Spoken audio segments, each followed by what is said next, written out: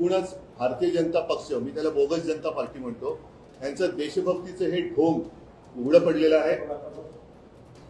आमच्यावरती घराणेशाहीचे आरोप करताना अमित शहाचा मुलगा जय शहा ह्याच्या हट्टापायी देशाची प्रतिमा आणि देशभक्तीचा चुराडा करणारं हे सरकार आहे. हे ढोंग आणि हे ढोंगी यांचं आता सगळं डिंग आता फुटलेलं आहे. म्हणजे खरंच लाज वाटते.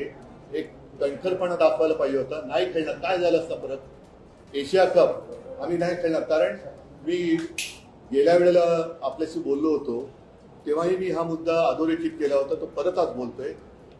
पहलगामच्या हल्ल्यानंतर आपल्या पंतप्रधानांनी जगभरामध्ये सर्व पक्षांच्या प्रतिनिधींचं शिष्टमंडळ ही पाठवली. तुम्ही नेमकं तिकडे काय सांगितलं? आतंकवादाच्या विरुद्ध आहे. कोण करते तुमच्याकडे आतंकवाद? पाकिस्तान करते. आणि आपण बघितलं असेल की सगळी शिष्टमंडळ जाऊन आली. त्यांनी तिकडे काय सांगितलं, त्यांना तिकडे काय प्रतिसाद मिळाला याच्याबद्दल कोणालाही काही सांगितलं गेलेलं नाही. महत्वाचा मुद्दा की तिकडे तुम्ही काय सांगितलं?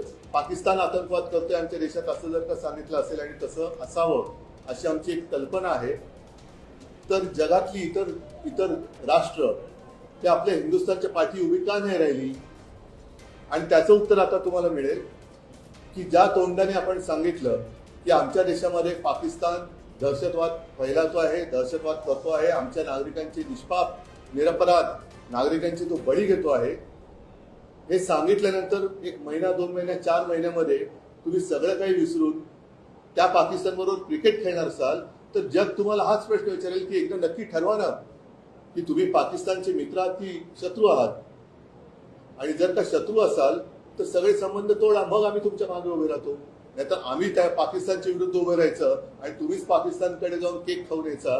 ही परराष्ट्र नीती ही काय देशाला तारक आहे असं मला